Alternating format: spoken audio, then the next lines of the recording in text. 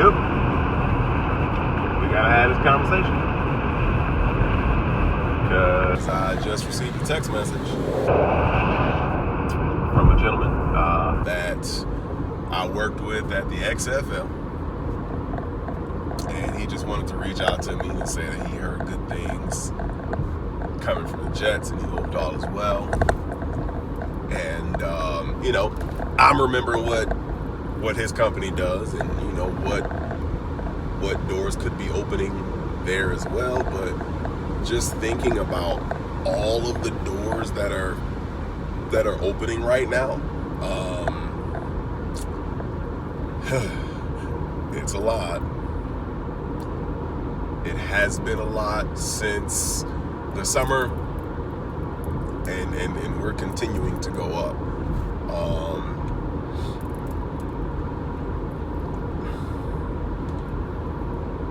It's still nothing has happened yet, right? Like, I've done 3 Jets games,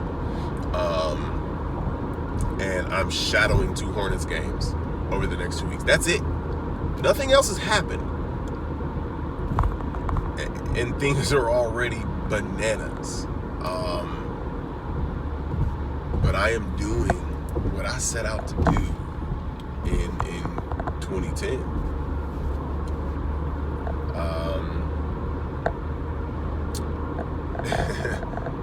I think it was 2011 actually when that conversation was had. The conversation was, hey, I want to know how to make this my full time. I want to fill up my calendar. I did the math. Numbers make sense, right? No, I don't think we can do that. All right. Then I later find out that it certainly could have been done. Beside the point. The initial answer pushed me to go after everything that I did, quite honestly. I mean, once I got a taste of, oh, there's more to this than just cheerleading competitions. I mean, then I really started to be like, okay, well, I can do this, and I just have to figure out how. I have to figure out who to get in with, who to stay in with, and I don't know, man. Like, just the way things started to happen after that first season at St. John's. Really, I mean, I didn't even finish the first season at St. John's before the opportunity started to open up, because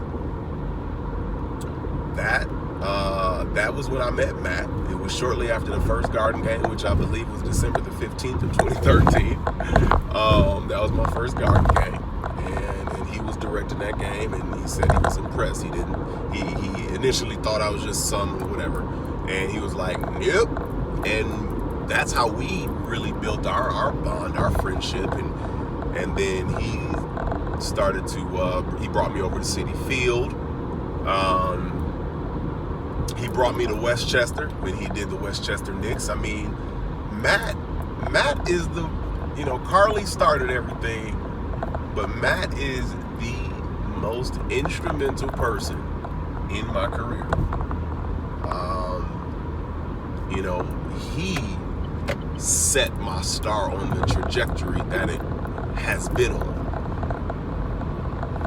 And the things that we saw, the things that we pushed for, we saw like way down the line, and they just started to happen. and then it started to happen so fast that both he and I gained opportunities past what we initially planned for ourselves, for our team. And now we're kind of circling back. This season's going to be kind of a circle back a little bit. I hope I can get some more work with Matt this year. But I was in Westchester, which was the doorway into the Garden. But then the Big East tournament happened, and then the Garden happened, and so Westchester was, I don't want to say they were. It came to a point where they no longer fit in my schedule because of travel and Trey's schedule. Like, Trey was going to games, man.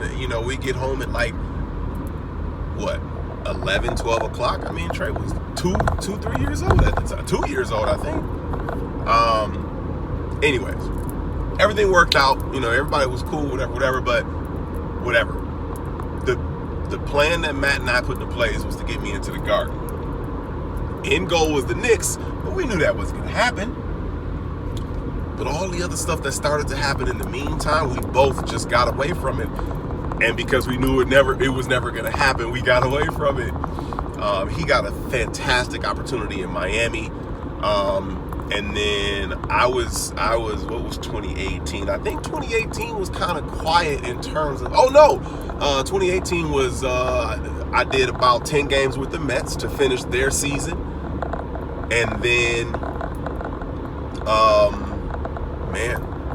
and then the PLL was the next big thing, man. And love that league. Wow, they were my lifeline. They were my lifeline, man. That first season was magic. It was magic. And then the bubble. Some things came out of the bubble, man. Good friendships, bonds, the Roar, and season 3. Woo! Woo!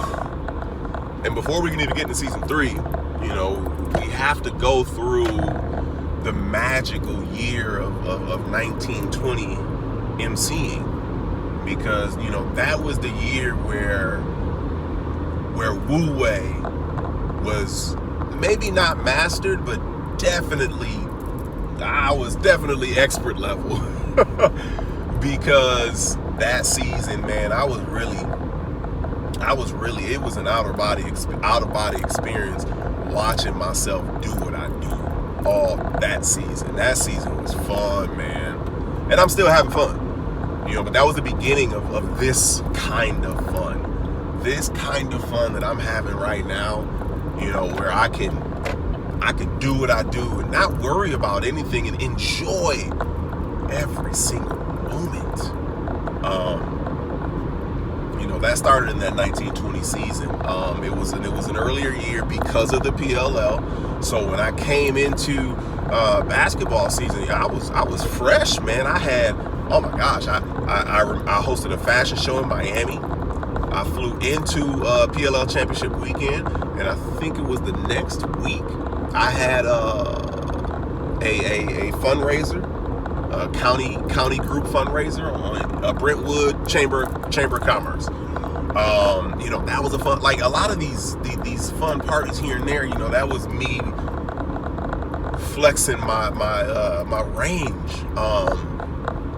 The Moxie Emerald Summit, I hosted it that year. That was the year I did the first Dogs on the Catwalk fashion show for the Guide Dog Foundation.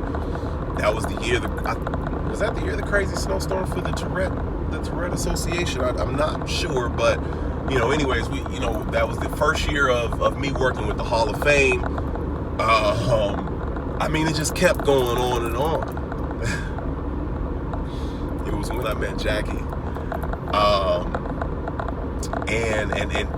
And then the XFL, like, oh wow, and then the XFL, and then COVID happened and everything, and I'm just like, okay, and that's where the magic happened. That's where everything really started to come together, because I was already on my spiritual journey, on my minimalist journey.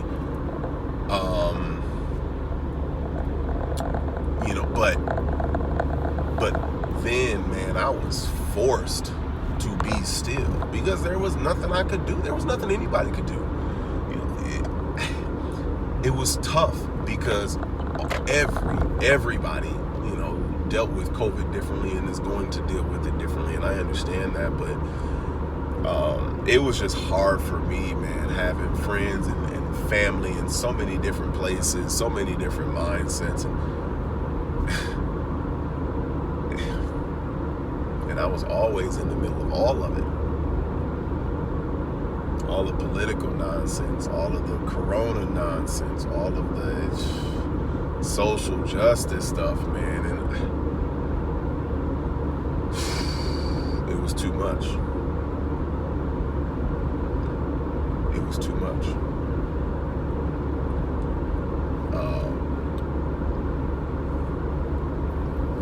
It broke my heart, man. Like,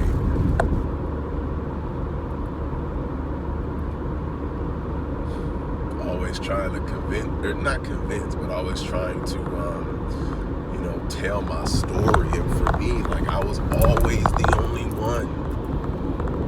So, you know, even if I told my story, it didn't matter because nobody else had heard a story like that. So it couldn't be real, right?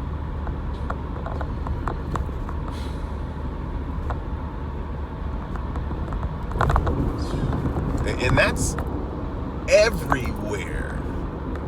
That is everywhere. All my friends of all colors, all races, all religions, all political views. Like, I love it, man. I love that my friends come to me. But like when everything got toxic last year, 2020, man, it was a lot. And it broke me.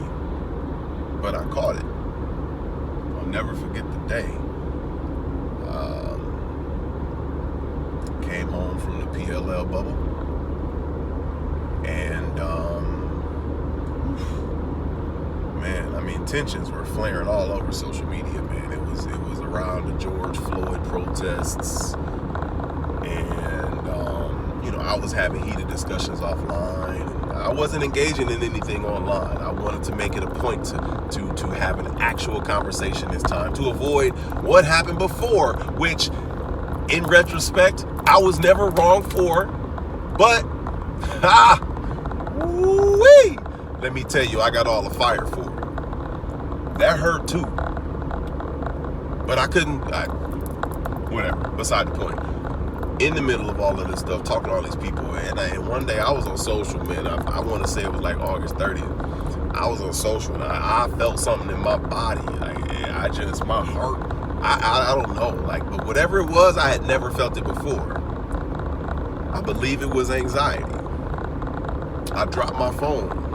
I went outside of my balcony and I went on ahead and knocked on the skies and, you know, got my meditation in. And, you know, that began a very different life for me. I believe it was that weekend or the following weekend, because, again, I wasn't working. I wasn't doing anything, and I couldn't change it.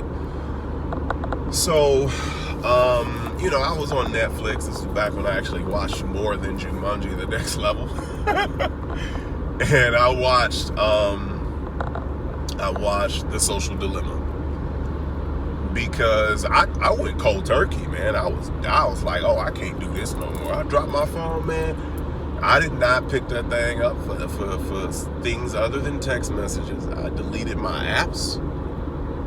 At the time, my accounts were still there, but I deleted my apps. And so, anyways, I started watching Social Dilemma, and man, it all made sense. And for me, like, I had always thought that way about things, but it just made sense where I was at the time, what I was experiencing at the time. And I was like, wow. And so when it finished, and I took notes. Like, I have the notes in my journal. My journal is here with me. But I have the notes in my journal. When it ended, the Minimalist came on, or the Minimalist preview was next. And I was like, you know what? I'm gonna take a look at this. Because I thought it was all about, you know, decluttering and stuff too. And when it came on, yeah, the dude was talking about, oh yeah, you know, here are my 7 items of clothing and da da da.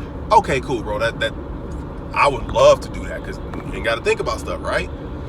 Anyways, so it goes on and it just talks about, it's not so much about the items, but just about things in general, cluttering up your life. And that hit me. Like, I was like, oh my goodness. And I have those notes too. And I go over those notes too. And it was just like, I was thinking about all of that. My spiritual advisor, who is one of my best friends, we were probably a little over a year into, the spiritual work that I was doing and the total inner transformation that I was going under. And so, a lot of the things that we did really helped me accept whatever things you can't change, serenity. And so you see that, and then I started to see things in a different lens, a completely different lens. And at that point, I started to eliminate non-essential nouns, non-essential people, places, and things. And I hope that, people don't take this personal, or, people don't take this as me being cold-blooded or anything like that. But it just got to a point to where, certain conversations, certain energies that I would recognize were very draining. And on top of them being draining, text message, on top of them being draining, I really couldn't even be myself. It didn't allow me to do me, to be me. And that was the biggest thing. And my spiritual advisor will tell you that too. Like, we have been friends for almost 15 years. She has seen me grow. We've seen each other grow, but like, she knew me before all of the hosting stuff started, back when I was doing the cheerleading, and I thought I was going to be a cheer coach for the rest of my life. And how my mind was then, and how it was when I started my hosting career, and going down that whole path and everything, relationships, the whole nine. It's really been a fantastic friendship. Mama Laywa, I love you, girl. But all of that together, combined with the nothingness of COVID, just boom, and like, I just got into this mindset, and as Mama Laywa would say, my Leo fire was showing. Like, she was like, oh my goodness. And it just got to that point, man. I had just accepted everything. And I truly turned the corner on becoming an artist of life, like Bruce Lee. Fast forward to this past April, May. I really wanted to put some concrete ideas around the transformation that I was going through, because I felt so good about life at that time, and nothing was still going on, but I still had that I feel good right now. And so as I started to dive into what I really wanted to write about and what I really wanted it to look like, be water was, the phrase that kept coming back to me, because over the course of my life, that's really what I did, man, with everything. But in the beginning, it was what I wanted to do in the first place, like, everything started with, like, this is what I want to do. I'm not going to do what everybody else tell me to do. I want to do what I want to do. And I'll make my life work around it as I go. I always had that faith in me, right? Whatever. So, yeah, I got this book. I started to dive into the quote, be water. I wanted to learn about how Bruce Lee got to that phrase and that understanding. Because when you see the whole clip of that interview, he goes into this whole thing, and it's just like, it's poetry, man. But you don't just wake up and say that, right? So I found I was, online searching, reading different other quotes of his, people writing on that, and then I found one of his students who wrote a book, but it really was all of Bruce's notes and letters and stuff on his journey. And I was like, oh, I gotta get this. Oops, Amazon, bam. I crack open his book, man, and like, wow.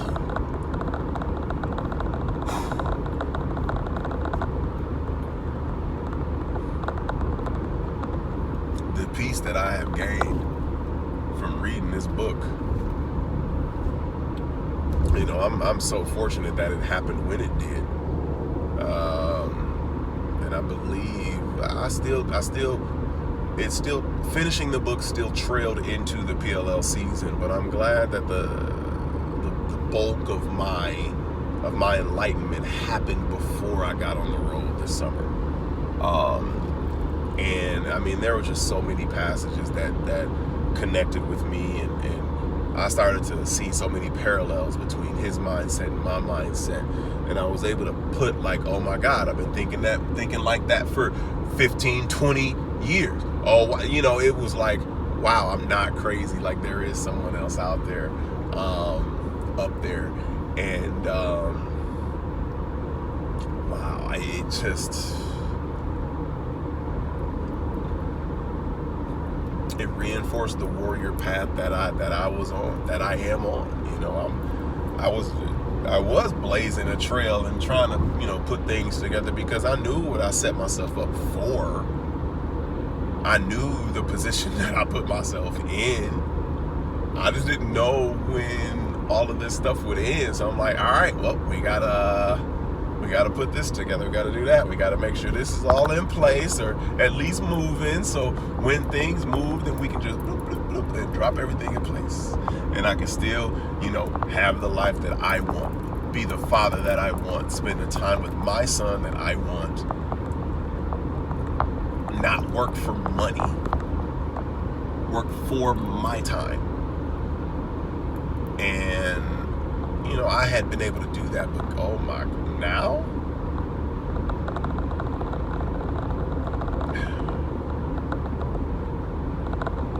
Whew. Whew. Man. And getting Jackie along the way. Oh my gosh. I just saw a lion, by the way. Claim the main. It's just insane. I never doubted it, but the magnitude, the speed that everything is happening right now,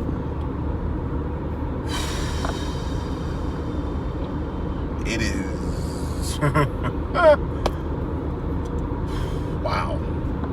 I am so thankful for everything. I mean, this is truly incredible. And I'm so glad to be driving home from home right now. Home from home right now. So I can recharge. I did recognize the last game I was home that, I need nature to recharge now. I've become that. And I love it. I love it. I'm driving home right now. It ended up being a beautiful day, leaving the Bronx, heading to Charlotte. And I'm just now hitting clouds, but I still might get a decent sunset. But man, it was a beautiful day. It was a beautiful day to drive. I already feel recharged. And as much as I'm gonna miss Jackie, I'll be home for 2 weeks.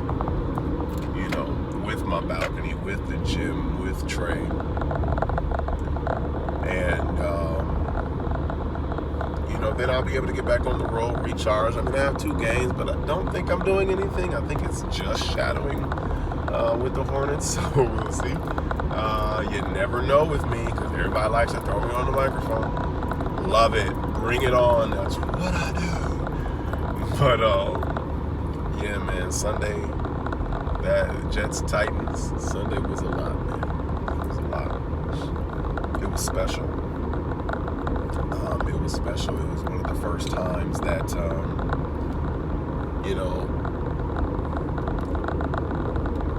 well, I won't even. No. It was. It was one of the first times, man. There was so much like verbal appreciation for what I do and bring to the game for the fans, how I'm impacting their experience, and that's what I'm in it for. That's why I love what I do, because I am a game experience connoisseur, junkie. Like, if you're going to an event, you should have a good time. So me as the host, I have to make sure you have a good time. So it does my heart well when, now the fans, the staff,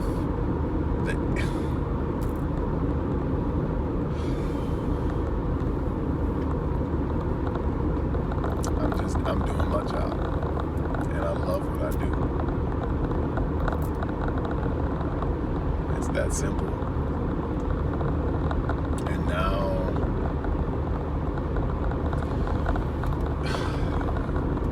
now I get to take my love for delivering experiences with the gifts that I have to levels that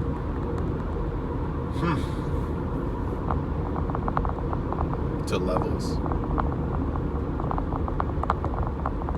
The end. Or just the beginning. Because that's where we are. The beginning.